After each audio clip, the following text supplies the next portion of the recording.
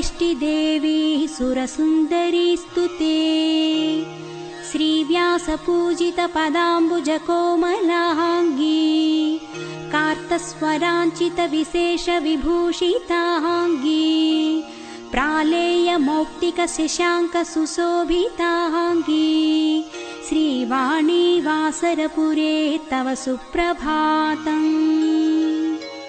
श्रीगौतमी तटसमीकृतसैकतेन व्यासेन सेचन समाहित श्रीकरैश्च श्रीषोडशी मनुजपेन निरूपिता त्वं श्रीवाणी वासरपुरे तव सुप्रभातम्।